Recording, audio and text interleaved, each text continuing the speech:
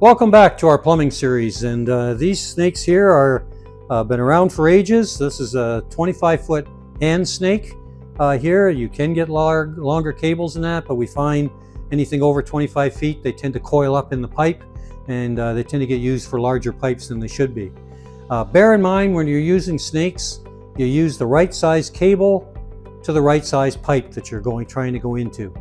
It's not the length that's the important thing. Sure, it's important to get as far as you can, maybe to your blockage, but you've got to start off and have the right size cable going into the right size pipe.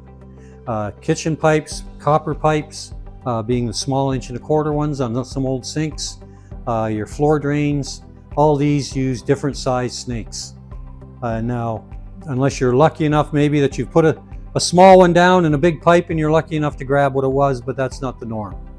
Now, a 25-foot snake here, this one here, this head would be used in say a sink, say up to maybe about a 2-inch pipe.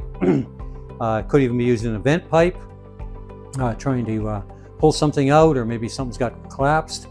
New builds, new build of houses. Sometimes the drywallers will wash your equipment around your sinks and that, and you may get it caked into a pipe.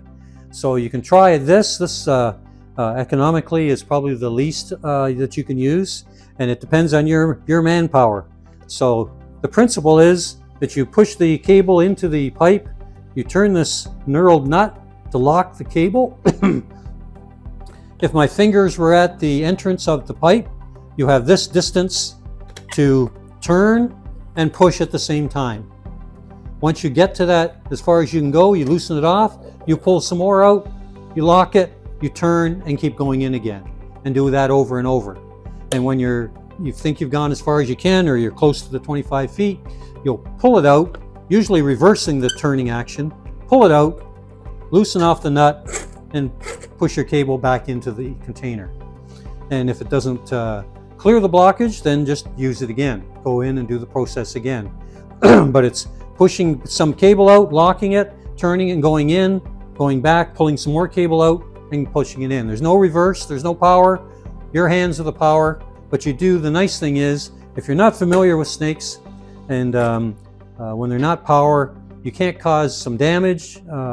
It's just everything you control. If you feel resistance, you stop. Say you got a central vac that's plugged, lint, or there could be a toy in there. You might have a possibility with one of these snakes going in there, because you got to be careful. Those are thinner pipes. You can push joints apart, and next thing you know, you got your central vac not working at all. Now, we also keep a cable, 25-foot cable, the same. It's a little smaller cable. That'd be a 5/16. This is a 1/4 inch.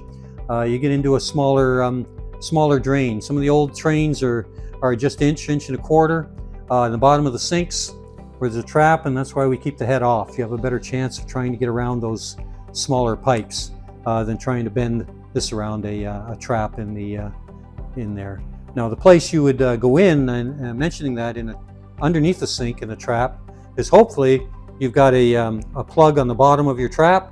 On a lot of the plastic or PVC drains on the bottom of the sink, there's a little plug there. You take that plug off. Obviously have a container there. It's going to drain the water, and you go in that direction. It's better going in there, or taking it apart if you can at the entranceway into the wall, as opposed to I wouldn't go down through the sink. You'd go down through the bottom. So there's a couple options for you for hand snaking, and don't forget to subscribe.